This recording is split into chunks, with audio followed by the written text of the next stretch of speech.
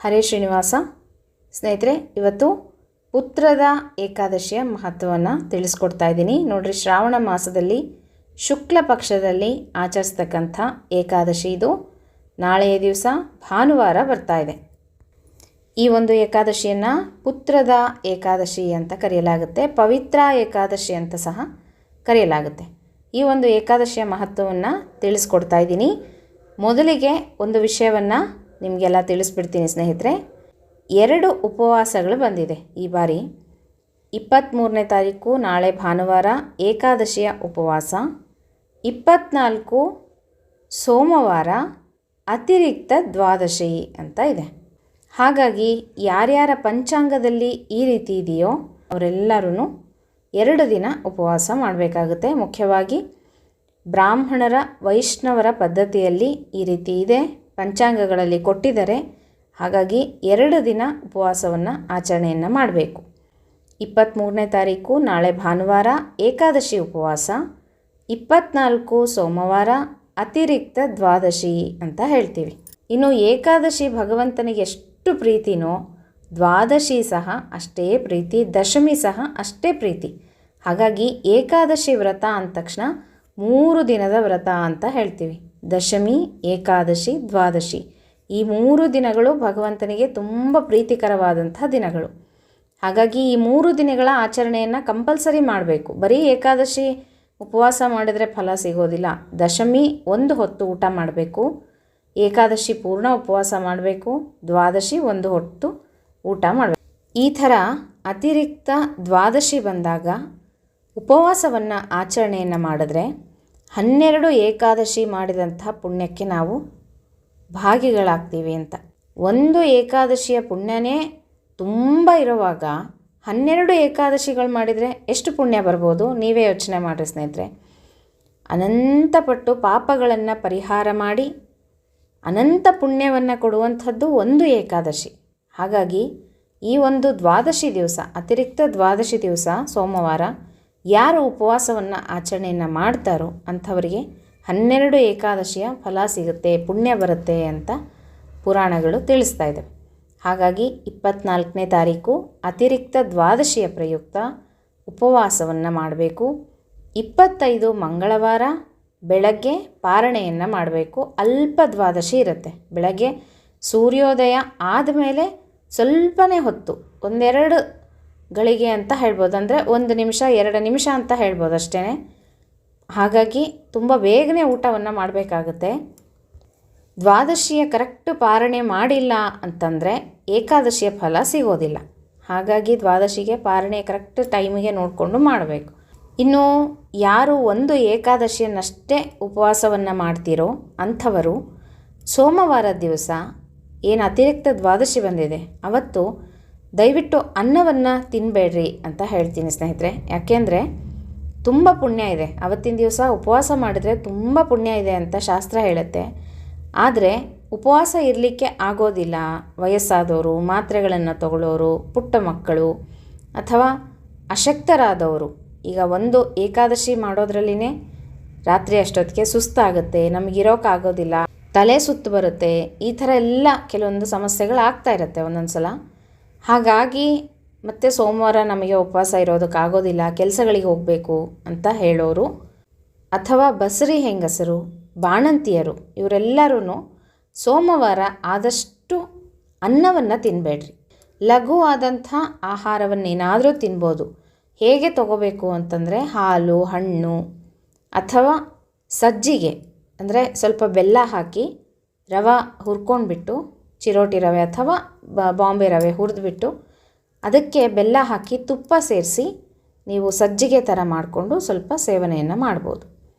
ಒಗ್ಗರಣೆ ಹಾಕಿದ್ದು ಸ್ವಲ್ಪ ಬೇಡ, ಮತ್ತು ಅನ್ನವನ್ನಂತೂ ತಿನ್ನಬೇಡ್ರಿ ಅಂತ ಹೇಳ್ತೀನಿ. ನಿಮ್ಮ ಅನುಕೂಲ ನೋಡಿಕೊಳ್ಳ್ರಿ ಸ್ನೇಹಿತರೆ. ನಿಮ್ಮ ಆರೋಗ್ಯದ ದೃಷ್ಟಿಯಲ್ಲಿ ಇಟ್ಕೊಂಡು ನೀವು ಈ ಥರ ಉಪವಾಸವನ್ನು ಮಾಡಿರಿ. ಇನ್ನು 25ನೇ ತಾರೀಕು ಮಂಗಳವಾರ ಬೆಳಗ್ಗೆ ಪಾರಣೆಯನ್ನು ಮಾಡಬೇಕು ಅಂತ ಹೇಳಿದೆ. ಇನ್ನು ಪಾರಣೆಯ ಸಮಯ ಹೇಗೆ ಅಂತಂದರೆ ಕೆಲವೊಂದು ಊರುಗಳಲ್ಲಿ ಬೇರೆಯಾಗಿ ಇರುತ್ತೆ. ಯಾಕೆ ಅಂದರೆ ಸೂರ್ಯೋದಯ ಹೆಚ್ಚು ಕಡಿಮೆ ಇರುತ್ತೆ. ಒಂದು ಊರಿನಲ್ಲಿ ಇದ್ದ ಹಾಗೆ ಇನ್ನೊಂದು ಊರಿಗೆ ಸೂರ್ಯೋದಯ ಇರೋದಿಲ್ಲ ಟೈಮಿಂಗ್ಸು. ಹಾಗಾಗಿ ನಿಮ್ಮ ನಿಮ್ಮ ಊರುಗಳನ್ನು ನೋಡ್ಕೊಳ್ರಿ. ನಾನು ಬೆಂಗಳೂರಿಂದ ಒಂದು ಹೇಳ್ತೀನಂತೆ. 6:13 ಬೆಳಗ್ಗೆ 6:13 ಅಂದರೆ 6:15 ಒಳಗಡೆನೇ ಊಟವನ್ನು ಮಾಡಬೇಕು ಬೆಂಗಳೂರಲ್ಲಿರ್ತಕ್ಕಂಥವರು. ಅಂದರೆ ಬೇಗನೆ ಎದ್ದು ಅಡುಗೆ ಎಲ್ಲ ಮುಗಿಸ್ಕೊಂಡು ಅವತ್ತಿನಿಂದ ದಧಿವ್ರತ ಪ್ರಾರಂಭ ಆಗುತ್ತೆ. ಅಂದರೆ ಮೊಸರು ಬರೋದಿಲ್ಲ, ಮಜ್ಜಿಗೆಯನ್ನು ಊಟ ಮಾಡಬೇಕಾಗುತ್ತೆ. ಮತ್ತು ಎಲ್ಲ ಅಡುಗೆಯನ್ನು ಬಳಸ್ಕೋಬೋದು. ಹಸಿಮೆಣಸಿನ್ಕಾಯಿ ಪ್ರತಿಯೊಂದು ಪದಾರ್ಥಗಳು ಬರುತ್ತೆ. ಆಯಿತಾ? ಇನ್ನು ನಿಮ್ಮ ನಿಮ್ಮ ಊರುಗಳನ್ನು ನೋಡ್ಕೊಳ್ರಿ. ನೀವು ಒಂದು ಸ್ವಲ್ಪ ಗೂಗಲಲ್ಲಿ ಸರ್ಚ್ ಮಾಡಿ ನೋಡಿರಿ ಸೂರ್ಯೋದಯ ಎಷ್ಟು ಗಂಟೆಗಿದೆ ಅಂತ ಹೇಳಿ. ಅಷ್ಟರೊಳಗೆ ಊಟವನ್ನು ಮಾಡಿಬಿಡ್ಬೇಕು. ಸೂರ್ಯೋದಯ ಮುಗಿಯೋದು ಸ್ಟಾರ್ಟ್ ಆಗಿ ಸ್ವಲ್ಪ ಹೊತ್ತಿಗೆ ಊಟಕ್ಕೆ ಕೂತ್ಕೊಂಡ್ಬಿಡ್ಬೇಕು. ಹಾಗಾಗಿ ಇವಾಗ ಉಡುಪಿ ಆ ಕಡೆ ತೊಗೊಂಡ್ರೆ 6:20 ಒಳಗೆ ಊಟ ಮಾಡಬೇಕು. ಮತ್ತು ಮುಂಬೈ ಆ ಕಡೆ ತೊಗೊಂಡ್ರೆ 6:25 ಅದರೊಳಗೆ ಊಟ ಮಾಡಬೇಕು. ಈ ರೀತಿ ಬೇರೆ ಬೇರೆ ಬೇರೆ ಬೇರೆ ಸೂರ್ಯೋದಯದ ಸಮಯಗಳಿರುತ್ತೆ. ದಯವಿಟ್ಟು ನೀವು ಎಲ್ಲಾದರೂ ಸರ್ಚ್ ಮಾಡಿಕೊಂಡು ಗೂಗಲಲ್ಲಿ ನೋಡಿಕೊಂಡು ಸೂರ್ಯೋದಯ ಎಷ್ಟು ಗಂಟೆಗಿದೆ ಅಂತ ನೋಡಿಕೊಂಡು ಸೂರ್ಯೋದಯ ಆದ ತಕ್ಷಣ ಊಟಕ್ಕೆ ಕೂತ್ಬಿಡ್ಬೇಕು. ಈಗ 6:10 ಸೂರ್ಯೋದಯ ಇದೆ ಅಂತಂದರೆ 6:11 12 ನೀವು ಊಟಕ್ಕೆ ಕೂತ್ಬಿಡ್ಬೇಕು. ಹಾಗಾಗಿ ಈ ಒಂದು ವಿಷಯವನ್ನು ಗಮನದಲ್ಲಿಟ್ಕೊಂಡು ನಿಮ್ಮ ನಿಮ್ಮ ಊರುಗಳಲ್ಲಿ ಸೂರ್ಯೋದಯದ ಸಮಯವನ್ನು ನೋಡಿಕೊಂಡು 1 ನಿಮಿಷ 2 ನಿಮಿಷಕ್ಕೆ ನೀವು ಊಟ ಮಾಡಿಬಿಡ್ಬೇಕು. ಹಾಗೆ ಮಾಡಿಕೊಳ್ಳ್ರಿ ಸ್ನೇಹಿತರೆ. ಈಗ ಪುತ್ರದ ಏಕಾದಶಿಯ ಮಹತ್ವವನ್ನು ನೋಡೋಣಂತೆ. ಏನು ಹೇಳುತ್ತೆ ಪುತ್ರದ ಏಕಾದಶಿ ಅಂತಂದರೆ, ಇದು ದ್ವಾಪರ ಯುಗದ ಪ್ರಾರಂಭದ ಒಂದು ಘಟನೆ ಸ್ನೇಹಿತರೆ. ಹಿಂದೆ ಮಾಹಿಷ್ಮತಿ ನಗರವನ್ನು ಆಳ್ತಿದ್ದಂತಹ ರಾಜ, ಅವನ ಹೆಸರು ಮಹಿಜಿತ್ ಅನ್ನುವಂತಹ ರಾಜ. ತುಂಬ ಒಳ್ಳೆಯ ರಾಜನಾಗಿರ್ತಾನೆ. ಆತನಿಗೆ ಮಕ್ಕಳಿರೋದಿಲ್ಲ. ಅದಕ್ಕಾಗಿ ಅವನು ಅನೇಕ ಪೂಜೆಗಳು ದಾನಗಳು ಎಲ್ಲವನ್ನು ಮಾಡ್ತಾ ಇರ್ತಾನೆ. ಆದರೂ ಸಹ ಅವನಿಗೆ ಮಕ್ಕಳಾಗಿರೋದಿಲ್ಲ. ವಯಸ್ಸಾಗ್ತಾ ಬರ್ತಾ ಇರುತ್ತೆ. ಅವನಿಗೆ ಈ ವಿಷಯ ತುಂಬ ಕಾಡ್ತಾ ಇರುತ್ತೆ.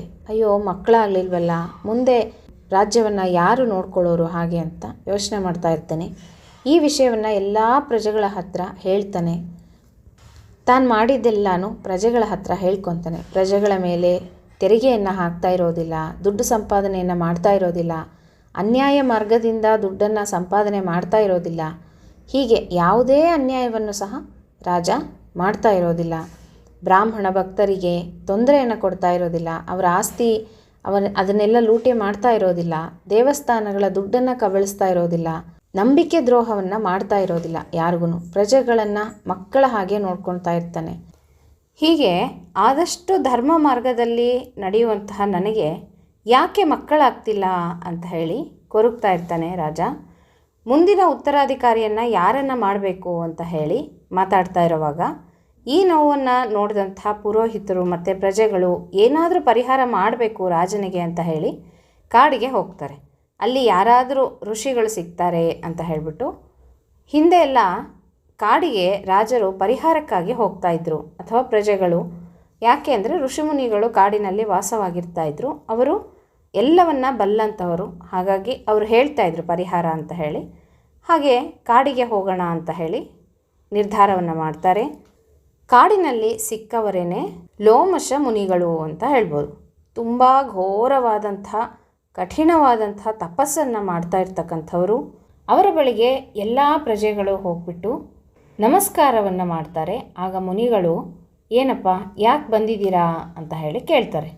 ನನ್ನಿಂದ ಏನು ಸಹಾಯ ಆಗಬೇಕು ನಿಮಗೆ ಅಂತ ಹೇಳಿದಾಗ ಆಗ ಜನರೆಲ್ಲ ಹೇಳ್ತಾರೆ, ನಮ್ಮ ರಾಜನಿಗೆ ಇಂತಹ ಒಂದು ಕೊರತೆ ಆಗಿದೆ, ಮಕ್ಕಳಿಲ್ಲ, ಹಾಗಾಗಿ ನಮ್ಮ ರಾಜ ತುಂಬ ಒಳ್ಳೆಯವರು ಹಾಗೆ ಅಂತ ಎಲ್ಲ ವಿಷಯವನ್ನು ಮುನಿಗಳಿಗೆ ತಿಳಿಸ್ತಾರೆ.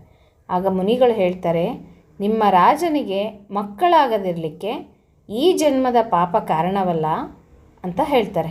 ಆಗ ಪ್ರಜೆಗಳು ಹೌದು, ಅವರು ಈ ಜನ್ಮದಲ್ಲಿ ಈಗಂತೂ ತುಂಬ ಒಳ್ಳೆಯವರು, ಯಾವುದೇ ಪಾಪ ಕಾರ್ಯಗಳನ್ನು ಮಾಡಿಲ್ಲ ಅಂತ ಹೇಳ್ತಾರೆ. ಆಗ ಮುನಿಗಳು ಹೇಳ್ತಾರೆ, ಅವನು ಹಿಂದಿನ ಜನ್ಮದಲ್ಲಿ ಒಂದು ಪಾಪವನ್ನು ಮಾಡಿದ್ದಾನೆ. ಅವನು ವೈಶ್ಯ ಜಾತಿಗೆ ಸೇರಿದವನಾಗಿರ್ತಾನೆ. ಆದರೆ ಬಡವ, ತುಂಬ ಕ್ರೂರಿಯಾಗಿರ್ತಾನೆ, ಕರುಣೆನೇ ಇಲ್ಲದವನಂತೆ ವರ್ತಿಸ್ತಾ ಇರ್ತಾನೆ. ಹೀಗೆ ವ್ಯಾಪಾರಕ್ಕಾಗಿ ಊರಿಂದ ಊರಿಗೆ ಹೋಗುವಾಗ ಆಗ ಜ್ಯೇಷ್ಠ ಮಾಸ ಅಂದರೆ ಬೇಸಿಗೆಯ ಕಾಲ, ಅದರಲ್ಲೂ ದಶಮಿ, ಏಕಾದಶಿ, ದ್ವಾದಶಿ ಇವು ವಿಷ್ಣುವಿಗೆ ತುಂಬ ಪ್ರೀತಿಕರವಾದಂಥ ದಿನಗಳು. ಯಾರಿಗೂ ಹಿಂಸೆಯನ್ನು ಕೊಡಬಾರ್ದು. ಇಂಥ ದಿನಗಳಲ್ಲಿ ತುಳಸಿ, ಗೋವು ಮುಂತಾದಂಥ ವಿಷ್ಣುವಿನ ಪ್ರೀತಿಗೆ ಯಾವ ಪಾತ್ರರಾಗಿರ್ತಾವೋ ಅಂಥವಕ್ಕೆ ಹಿಂಸೆಗಳನ್ನು ಕೊಡಬಾರ್ದು. ಆದರೆ ನಿಮ್ಮ ರಾಜ ಏನು ಮಾಡಿದ್ದ ಅಂತಂದರೆ, ಒಂದು ಪಾಪ ಕಾರ್ಯವನ್ನು ಮಾಡಿದ್ದಾನೆ. ಒಂದು ಹಸು ಆ ಬಿಸಿಲಿನ ಬೇಗೆಗೆ ತಾಳಲಾರದೆ ನೀರು ಕುಡಿಲಿಕ್ಕೆ ಬಂದಿರುತ್ತೆ. ಅಂದರೆ ಆಗ ತಾನೇ ಕರು ಹಾಕಿದಂತಹ ಹಸು ಕರು ಹಾಕಿ ತುಂಬ ನೋವಿನಲ್ಲಿ ಪಾಪ ಬಾಯಾರಿ ನೀರು ಕುಡಿಲಿಕ್ಕೆ ಅಂತ ಬಂದಿದ್ರೆ ಅದನ್ನು ಓಡಿಸಿ ತಾನು ನೀರನ್ನು ಕುಡಿದಿದ್ದಾನೆ. ಅದನ್ನು ಹೊಡೆದು ಓಡಿಸಿದ್ದಾನೆ ನೀರು ಕುಡಿಯುವಂಥ ಹಸುವನ್ನು. ಎಂತಹ ಪಾಪವನ್ನು ಮಾಡಿದ್ದಾನೆ ನೋಡ್ರಿ ನಿಮ್ಮ ರಾಜ. ಅದು ನೀರು ಕುಡಿಯದಂತೆ ಅದನ್ನು ಓಡಿಸಿದ್ದಾನೆ. ನೀರು ಕೊಡದಿದ್ರೇ ಪಾಪ ಬರುತ್ತೆ ಅಂತ ಹೇಳ್ತಾರೆ. ಅದರಲ್ಲೂ ಆಗ ತಾನೇ ಕರು ಹಾಕಿ ಬಂದಂತಹ ಹಸು. ಹಾಗಾಗಿ ಈ ಜನ್ಮದಲ್ಲಿ ಅವನಿಗೆ ಮಕ್ಕಳಾಗಿಲ್ಲ. ಆದರೆ ಸ್ವಲ್ಪ ಪುಣ್ಯ ಅವನಲ್ಲಿ ಇತ್ತು ಹೋದ ಜನ್ಮದ್ದು. ಅದಕ್ಕೋಸ್ಕರ ಈಗ ಒಳ್ಳೆ ರಾಜನಾಗಿ ರಾಜ್ಯಭಾರವನ್ನು ಮಾಡ್ತಾ ಇದ್ದಾನೆ ಅಂತ ಹೇಳಿ ಮುನಿಗಳು ಹೇಳ್ತಾರೆ. ಇದರಿಂದ ನಾವು ಒಂದು ತಿಳಿಬೇಕು ಸ್ನೇಹಿತರೆ, ಹಿಂದಿನ ಜನ್ಮದಲ್ಲಿ ನಾವು ಮಾಡಿದಂಥ ಪಾಪ ಮುಂದಿನ ಜನ್ಮದಲ್ಲಿ ಅಂದರೆ ಈ ಜನ್ಮದಲ್ಲಿ ನಾವು ಅನುಭವಿಸಲೇಬೇಕಾಗತ್ತೆ. ಅದು ಬಡತನ ಆಗಿರ್ಬೋದು, ಅನಾರೋಗ್ಯ ಆಗಿರ್ಬೋದು, ವಿದ್ಯೆ ಬರದೇ ಇರೋದಾಗಿರ್ಬೋದು, ಅಥವಾ ಇನ್ನೇನೇ ವಿಷಯ ಇಟ್ಕೊಳ್ರಿ, ಒಳ್ಳೆಯ ಉದ್ಯೋಗ ಸಿಗದೇ ಇರೋದಾಗಿರ್ಬೋದು. ಯಾವುದೇ ಒಂದು ನಮಗೆ ಕಾಡ್ತಾ ಇದೆ ನಮ್ಮ ಒಂದು ಈಗಿನ ಜೀವನದಲ್ಲಿ ಅಂತ ಅಂದರೆ ಅದು ಹೋದ ಜನ್ಮದಲ್ಲಿ ಮಾಡಿದಂಥ ಪಾಪ. ಆ ಪಾಪದ ಕರ್ಮವೇ ನಾವು ಈ ಜನ್ಮದಲ್ಲಿ ಅನುಭವಿಸ್ತಾ ಇರ್ತೀವಿ. ಈ ಜನ್ಮದಲ್ಲಿ ಮಾಡಿದ್ದು ಮತ್ತೆ ಮುಂದಿನ ಜನ್ಮಕ್ಕೆ ನಮಗೆ ಕಟ್ಟಿಟ್ಟಂಥ ಬುದ್ಧಿ.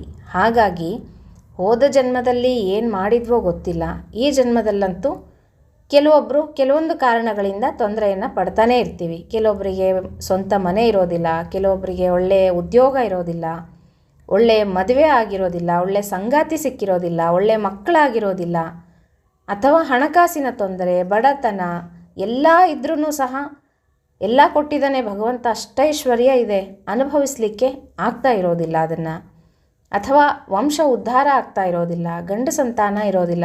ಏನೋ ಒಟ್ಟಿನಲ್ಲಿ ಒಂದನ್ನು ಕಷ್ಟವನ್ನು ನಾವು ಅನುಭವಿಸ್ತಾ ಇದ್ದೀವಿ ಅಂದರೆ ಅದು ಹೋದ ಜನ್ಮದಲ್ಲಿ ಮಾಡಿದಂಥ ಪಾಪದ ಫಲ ಅಷ್ಟೇ ಸ್ನೇಹಿತರೆ. ಇದನ್ನು ನಾವು ತಿಳ್ಕೋಬೇಕು. ಇದನ್ನು ಪರಿಹಾರ ಹೇಗೆ ಮಾಡ್ಕೋಬೇಕು ಅಂದರೆ ಪುಣ್ಯ ಸಂಪಾದನೆ ಮಾಡ್ಕೋಬೇಕು. ಪುಣ್ಯ ಸಂಪಾದನೆ ಮಾಡಿದಷ್ಟು ಆ ಒಂದು ಪಾಪದ ಕರ್ಮ ಕಳೀತಾನೆ ಭಗವಂತ ಕಷ್ಟಗಳನ್ನು ಕೊಡೋದಿಲ್ಲ. ಎಲ್ಲರೂ ಅಂತ ಇರ್ತಾರೆ, ಭಗವಂತ ಕಷ್ಟ ಕೊಡ್ತಾನೆ, ಭಗವಂತ ಯಾಕಿಷ್ಟು ಕಷ್ಟ ಕೊಡ್ತಾನೆ ಅಂತ ಹೇಳ್ತಾ ಇರ್ತೀವಿ. ಭಗವಂತ ಕಷ್ಟಗಳನ್ನು ಕೊಡೋದಿಲ್ಲ. ನಾವು ಮಾಡಿಕೊಂಡಂಥ ಸ್ವಯಂಕೃತ ಅಪರಾಧ ಇದು. ನಾವೇ ಮಾಡ್ಕೊಂಡಿರ್ತೀವಿ. ತಪ್ಪುಗಳು ಅಂತ ಗೊತ್ತಿರುತ್ತೆ, ಪಾಪಕರ್ಮ ಅಂತ ಗೊತ್ತಿರುತ್ತೆ. ಇದನ್ನು ಮಾಡಿದರೆ ನಮಗಿಂಥ ಪಾಪ ಬರುತ್ತೆ, ಇದು ತಪ್ಪು, ಇದನ್ನು ಮಾಡಬಾರ್ದು ಅಂತ ಗೊತ್ತಿದ್ರೂ ಸಹ ನಮ್ಮನ್ನು ಯಾರು ನೋಡೋರಿಲ್ಲ, ದೇವರೇನು ನೋಡ್ತಾನೆ, ನಾವು ಮಾಡೋದು ಯಾರಿಗೂ ಕಾಣಿಸೋದಿಲ್ಲ ಅನ್ನುವಂಥ ಒಂದು ದುರ್ಬುದ್ಧಿಯಿಂದ, ಒಂದು ದುರಹಂಕಾರದಿಂದ ನಾವು ಮಾಡಿದಂಥ ತಪ್ಪುಗಳಿಂದ ಪಾಪಕ್ಕೆ ಗುರಿ ಆಗ್ತೀವಿ. ಆ ಪಾಪ ಮತ್ತೆ ಇನ್ನೊಂದು ರೀತಿಯಲ್ಲಿ ನಮಗೆ ಮುಂದಿನ ಜನ್ಮದಲ್ಲಿ ಕಾಡುತ್ತೆ. ತತ್ವಾಭಿಮಾನಿ ದೇವತೆಗಳು ಅಂತ ಇರ್ತಾರೆ ನಮ್ಮ ದೇಹದಲ್ಲಿ. ಒಂದೊಂದು ಅಂಗಗಳಿಗೂ ಒಂದೊಂದು ಅಭಿಮಾನಿ ದೇವತೆಗಳಿರ್ತಾರೆ. ಕಣ್ಣಿಗೆ, ಕಿವಿಗೆ, ಮೂಗಿಗೆ, ಪ್ರತಿಯೊಂದು ಅಂಗಾಂಗಕ್ಕೂ ಒಂದೊಂದು ಅಭಿಮಾನಿ ದೇವತೆಗಳಿರ್ತಾರೆ. ಅವರು ನಮ್ಮನ್ನು ತಡೀತಾ ಇರ್ತಾರೆ, ಬೇಡ, ಇದನ್ನು ಮಾಡಬೇಡ, ಇದು ತಪ್ಪು, ಇದರಿಂದ ಪಾಪ ಬರುತ್ತೆ, ಇದು ಮುಂದಿನ ಜನ್ಮಕ್ಕೆ ನಿನಗೆ ಫಲ ಕೊಡುತ್ತೆ, ಆವಾಗ ನೀನು ಅನುಭವಿಸ್ತೀಯಾ, ಕಣ್ಣೀರು ಹಾಕ್ತೀಯಾ ಅಂತ ಅದು ನಮ್ಮನ್ನು ತಡೀತಾ ಇರುತ್ತೆ. ಆದರೂ ಸಹ ನಾವು ಅವನ್ನು ಹತೋಟಿಯಲ್ಲಿ ಇಟ್ಕೊಂಡು ಪಾಪಕರ್ಮವನ್ನು ಮಾಡ್ತೀವಿ. ಹಾಗೆ ಮಾಡಿದಂಥ ಪಾಪಕ್ಕೆ ನಾವು ಮಾಡಿದಂಥ ಪುಣ್ಯದ ಫಲವನ್ನು ಕಡಿದು ನಮಗೆ ಸುಖವನ್ನು ಕೊಡ್ತಾನೆ ಭಗವಂತ. ಸುಖ ದುಃಖ ಹೀಗೆ ಬದಲಾಯಿಸಿ ಕೊಡ್ತಾನೇ ಇರ್ತಾನೆ ದೇವರು. ಒಮ್ಮೆ ಕಷ್ಟ ಬಂದಾಗ ಮತ್ತೆ ಸುಖ ಬರುತ್ತೆ, ಮತ್ತೆ ಕಷ್ಟ ಬರುತ್ತೆ, ಮತ್ತೆ ಸುಖ ಬರುತ್ತೆ. ಹಾಗೆ ನಾವು ಸುಖ ಬಂದಾಗೂ ಸಹಿಸ್ಕೋಬೇಕು, ಕಷ್ಟ ಬಂದಾಗೂ ಸಹಿಸ್ಕೋಬೇಕು. ಸುಖ ಬಂತು, ದೇವರು ಅಷ್ಟೈಶ್ವರ್ಯ ಕೊಟ್ಬಿಡ್ತಾನೆ, ಆದರೆ ಅದನ್ನು ನಾವು ಕಾಪಾಡಿಕೊಳ್ಳುವಂಥ ಬುದ್ಧಿಶಕ್ತಿ ನಮ್ಮಲ್ಲಿ ಇರಬೇಕು. ಹೇಗೆ ನಾವು ಅದನ್ನು ಕಾಪಾಡ್ಕೋಬೇಕು? ಭಗವಂತನನ್ನು ಮರೆತು ಬಿಟ್ಟರೆ, ಮತ್ತೆ ಪಾಪಗಳನ್ನು ಮಾಡಿದರೆ ಅದನ್ನು ಯಾವ ರೀತಿ ಕಸಿದ್ಕೋಬೇಕೋ ಆ ರೀತಿ ಕಸಿದ್ಕೊಂಡು ನಮ್ಮನ್ನು ಮತ್ತೆ ಕೆಳಗಡೆ ದಬ್ತಾನೆ ದೇವರು. ಹಾಗೆ ಮಾಡ್ಕೋಬಾರ್ದು. ನಮಗೆ ದುಃಖ ಬಂದರೂ ಸಹಿಸ್ಕೋಬೇಕು. ಭಗವಂತ ಕೊಟ್ಟಿದ್ದನ್ನು ಭಗವಂತನಿಗೇ ಕೊಡಬೇಕಷ್ಟೇ. ಅವನು ಕೊಟ್ಟಿದ್ದು ಅವನ ಸೊತ್ತು, ಅದು ನಮ್ಮದಲ್ಲ. ಹಾಗಾಗಿ ಅವನಿಗೇ ಕೊಟ್ಟು ನಿನಗೆ ಕೃಷ್ಣಾರ್ಪಣ ಅಂತ ಹೇಳಿದ್ರೆ ಬದುಕೊಂತೀವಿ. ಇಲ್ಲ ಅಂದರೆ ಕಷ್ಟಗಳ ಮೇಲೆ ಕಷ್ಟಗಳನ್ನು ಅನುಭವಿಸ್ತಾ ಇರ್ತೀವಿ. ಯಾಕೆ ಹೇಳಿದೆ ಅಂದರೆ ಸ್ನೇಹಿತರೆ, ತುಂಬ ಜನ ಅನ್ಕೊತಾ ಇರ್ತಾರೆ, ದೇವ್ರನ್ನ ಬೈತಾ ಇರ್ತಾರೆ, ನಮಗಿಂತ ಕಷ್ಟ ಕೊಟ್ಬಿಟ್ಟೆ ನೀನು, ದೇವರೇ ನೀನು ಪೂಜೆ ಮಾಡಲ್ಲ, ನಿನ್ನನ್ನು ನೋಡಲ್ಲ, ಇನ್ಮೇಲೆ ನಿನ್ನನ್ನು ಭಕ್ತಿ ಮಾಡಲ್ಲ, ನಿನಗೆ ಕೈ ಮುಗಿಯಲ್ಲ, ಈ ಥರ ಎಲ್ಲ ಕೆಲವರು ಮಾತಾಡ್ತಾ ಇರ್ತಾರೆ. ಆ ಥರ ಯಾವತ್ತೂ ಮಾತಾಡಬಾರ್ದು. ಭಗವಂತನ ಮಾತ್ರ ಯಾವುದೇ ಕಾರಣಕ್ಕೂ ಬೈಬಾರ್ದು, ನಿಂದನೆಯನ್ನು ಮಾಡಬಾರ್ದು. ನಾವು ಮಾಡಿದಂಥ ಸ್ವಯಂಕೃತ ಅಪರಾಧಕ್ಕೆ ನಾವು ಕಷ್ಟವನ್ನು ಪಡ್ತಾ ಇರ್ತೀವಿ. ಹಾಗೆ ಇವನು ಸಹ ರಾಜ ಅಷ್ಟು ಘೋರ ಪಾಪವನ್ನು ಮಾಡಿದ್ದಾನಲ್ಲ, ಅಂತಹ ಹಸುವಿಗೆ ನೀರನ್ನು ಕುಡಿಯದೆ ಓಡಿಸಿದ್ದಾನೆ. ಅವನಿಗೆ ಈ ಜನ್ಮದಲ್ಲಿ ಮಕ್ಕಳಿಲ್ಲದೆ ಇರೋ ಥರ ಮಾಡಿದ್ದಾನೆ ಭಗವಂತ ಅಷ್ಟೇ. ಅವನು ಮಾಡಿದ ಪಾಪ ಅವನನ್ನೇ ಕಾಡ್ತಾ ಇರುತ್ತೆ. ಆಗ ಜನರೆಲ್ಲ ಕೇಳ್ತಾರಂತೆ, ಸ್ವಾಮಿ ಈ ಒಂದು ಪಾಪಕ್ಕೆ ಏನು ಪರಿಹಾರ, ದಯವಿಟ್ಟು ಏನಾದರೂ ಪರಿಹಾರ ಹೇಳಬೇಕು ನಮ್ಮ ರಾಜನಿಗೆ ಅಂತ ಕೇಳ್ಕೊತಾರೆ. ಆಗ ಮುನಿಗಳು ಹೇಳ್ತಾರೆ, ನೋಡ್ರಿ, ನೀವು ಸರಿಯಾದಂತಹ ಸಮಯಕ್ಕೆ ಬಂದಿದ್ದೀರಾ. ಈಗ ಶ್ರಾವಣ ಮಾಸದಲ್ಲಿ ಬರ್ತಾ ಇರ್ತಕ್ಕಂಥ ಏಕಾದಶಿ ಸದ್ಯದಲ್ಲೇ ಬರ್ತಾ ಇದೆ, ಶುಕ್ಲ ಪಕ್ಷದ ಏಕಾದಶಿ. ಅದಕ್ಕೆ ಪುತ್ರದ ಏಕಾದಶಿ ಅಂತ ಕರೀತಾರೆ. ಈ ಏಕಾದಶಿ ಉಪವಾಸವನ್ನು ಮಾಡಿ ನೀವು ಮಾಡಬೇಕು, ನಿಮ್ಮ ರಾಜನು ಸಹ ಮಾಡಬೇಕು ಅಂತ ಹೇಳ್ತಾರೆ ಮುನಿಗಳು. ಹಾಗಾಗಿ ಒಬ್ಬರು ಪ್ರಯತ್ನ ಮಾಡಿದರೆ ಆಗಲ್ಲ ಸ್ನೇಹಿತರೆ. ನಮ್ಮ ರಾಜ್ಯ ಚೆನ್ನಾಗಿರಬೇಕು ಅಂದರೆ ಪ್ರಜೆಗಳು ಒಟ್ಟಿಗೆ ರಾಜ ಎಲ್ಲರೂ ಪ್ರಯತ್ನ ಮಾಡಿದ್ರೆ ರಾಜ್ಯ ಸುಭೀಕ್ಷೆಯಾಗಿ ಒಳ್ಳೆ ಮಳೆ ಬೆಳೆಯಾಗಿ ಇರುತ್ತೆ. ಇಲ್ಲ ಅಂದರೆ ಮಳೆ ಇಲ್ಲದೇ ಈ ರೀತಿ ಇರುತ್ತೆ.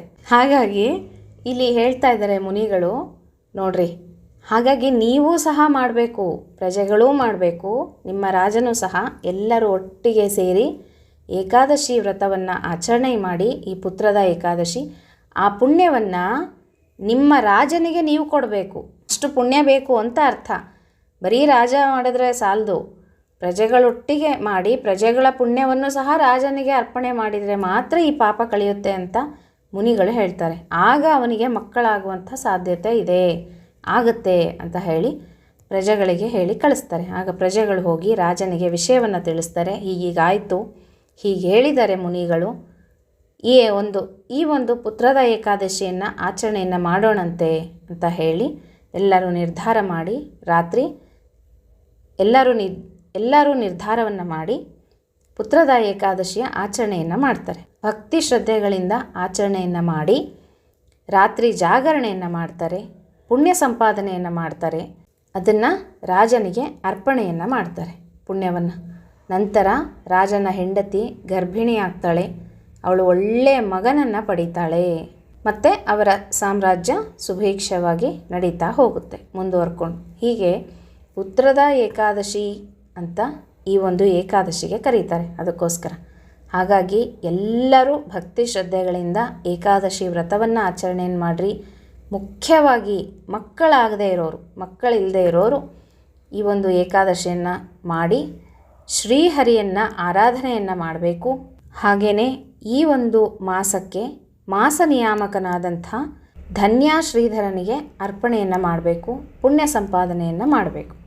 ಆಯಿತಾ ಸ್ನೇಹಿತರೆ, ಎಲ್ಲರೂ ನಮ್ಮ ಪಾಪಗಳನ್ನು ಕಳ್ಕೊಳ್ಳೋದಕ್ಕಾಗಿ ಏಕಾದಶಿ ವ್ರತಗಳನ್ನು ತಪ್ಪದೇ ಮಾಡೋಣಂತೆ.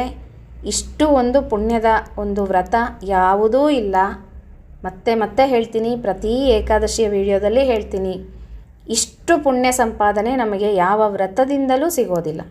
ಮೊದಲು ಏಕಾದಶಿ ಫಸ್ಟ್ ಲೀಸ್ಟಲ್ಲಿ ಪುಣ್ಯ ಸಂಪಾದನೆಗೆ ಇರ್ತಕ್ಕಂಥ ಪ್ರಥಮವಾದಂಥ ವ್ರತ ಅಂದರೆ ಏಕಾದಶಿ ವ್ರತ. ಇದಕ್ಕೆ ಯಾವುದೇ ರೀತಿಯ ಜಾತಿ ಭೇದಗಳಿಲ್ಲ. ಮನುಷ್ಯರಾಗಿ ಹುಟ್ಟಿದ ಮೇಲೆ ಪ್ರತಿಯೊಬ್ಬರೂ ಏಕಾದಶಿ ವ್ರತವನ್ನು ತಪ್ಪದೆ ಆಚರಣೆಯನ್ನು ಮಾಡಲೇಬೇಕು. ಹಾಗಾಗಿ ದಶಮಿ ಇವತ್ತಿನ ದಿವಸ ಒಂದು ಊಟ, ರಾತ್ರಿ ಏನಾದರೂ ಉಪ್ಪಿಟ್ಟು, ಸಿರಾ ಈ ಥರದ್ದೇನಾದರೂ ಫಲಹಾರವನ್ನು ತಗೋಬೋದು. ಮತ್ತು ನಾಳೆ ಪೂರ್ಣ ಉಪವಾಸ, ಮತ್ತು ನಾಡದ್ದು ಉಪವಾಸ ಇದೆ. ಶಕ್ತಿ ಇರೋರು ಕೈಲಾದವರು ಮಾಡಿರಿ. ಆದಷ್ಟು ಅನ್ನವನ್ನು ತಿನ್ನಬೇಡ್ರಿ. ಅನ್ನ ಬಿಟ್ಟು ಬೇರೆ ಏನಾದರೂ ಫಲಹಾರವನ್ನು ತಗೋಬೋದು. ಅನ್ನ ಮುಖ್ಯವಾಗಿ ಅದನ್ನು ಮನಸ್ಸಲ್ಲಿ ಇಟ್ಕೊಳ್ರಿ.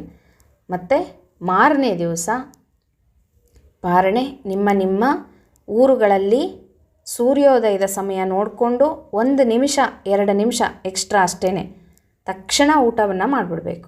ಹಾಗಾಗಿ ಸೂರ್ಯೋದಯಕ್ಕಿಂತ ಮುಂಚಿತವಾಗಿ ಎಲ್ಲ ತಯಾರಿ ಮಾಡಿಟ್ಕೊಳ್ರಿ. ನಂತರ ದೇವರ ನೈವೇದ್ಯ ಮಂಗಳಾರತಿ ಮಾಡಿದ ತಕ್ಷಣ ಊಟವನ್ನು ಮಾಡಿಬಿಡ್ರಿ. ಇದಿಷ್ಟು ಪುತ್ರದ ಏಕಾದಶಿಯ ಒಂದು ಮಹತ್ವ. ಎಲ್ಲರೂ ಆಚರಣೆಯನ್ನು ಮಾಡಿರಿ ಅಂತ ಹೇಳ್ತಾ ಮತ್ತೆ ಸಿಗೋಣ ಸ್ನೇಹಿತರೆ. ಹರೇ ಶ್ರೀನಿವಾಸ.